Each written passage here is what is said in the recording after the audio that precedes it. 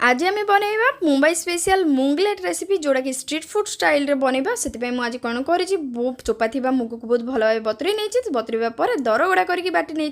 जहाँफल आमको सोडा भी एड करने पड़ोनी क्रिस्पीनेस आसपर मुझे स्वाद अनुसार लुण को एड करके साइड रखिने जिते सब परिवा स्वीट कॉर्न को एड करवा जहाँफल यार स्वीटनेस मझे मझे आसले बहुत भल लगे मुझे धनिया पत्र कैप्सिकम गाजर को बहुत भल भाव ग्रेट करके रखी बहुत भल कलरफुल देखा बाजापी मुझे बीटरूट काटिकी रखी नहीं टमाट एवं पियाज को काटी नहीं रखी ना जहाँफल आमको सबकि बनवा बहुत इजी होतापाई चटनी बनवाई मुझे किसी धनिया पत्र रसुण अदा कंचा लंका और फुटा चना डाली को एड करके बहुत भल भाव तार चटनी प्रिपेयर कर नहीं चटमटा फ्लेवर आसपाई किसी लेंबू चाट मसला और ब्लैक सल्ट को एड करके गोलिकी रखी ना जहाँफल आम ग्रीन चटनी प्रस्तुत होगा बर्तमान मूंगलेट बनवाई 2 स्पून मुझे मुग बटा को एड कर नहीं जहाँफल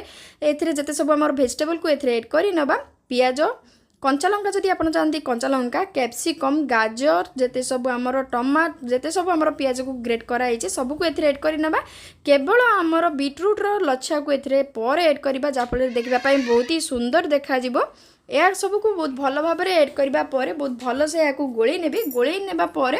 यार गोटे कन्सिस्टेंसी आसी गोटे 5 ରୁ 10 मिनट साइड रखिपारे कि जदि चाहिए या सांगे सांगे एड करने किसी खाଇବା सोडा को एड करें जहाँफल अधिक क्रिस्पी हम किंतु खाଇବା सोडा को अधिक न एड करने मुझे बहुत भल भाव गोल नापर सांगे सांगे या किसी जो फ्राए पैन रे मुझे बनैबी से फ्राए पैन अल्प अधिक किसी तेल को एड करने से तेल में मुझे राशि को एड कर नौची जहाँफल यार फ्लेवर बहुत ही भल आसपर आमर जिते सब आण मुग डाली और जिते सब भेजिटेबल आण को एड कर ना ऊपर किसी आम बीटरूट लच्छा को एड कर ना जहाँफल बहुत सुंदर देखा कड़े 2 पट साइड बहुत भल भाव फ्राए कर ना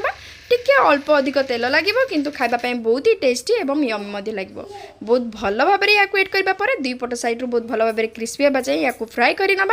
मझे ये क्रश चिन्ह देदेबा जहाँफल भीतर को तेल बहुत भल भाव भीतर साइडटा बहुत भल से फ्राए हो तो बर्तमान बनीगला आमर मूंगलेट सहित बहुत ही कलरफुल बहुत ही हेल्दी आमर मूंगलेट ता सहित आमर रहा ग्रीन चटनी आपड़ या निश्चय भाव थे बनातु बहुत ही भल लगे।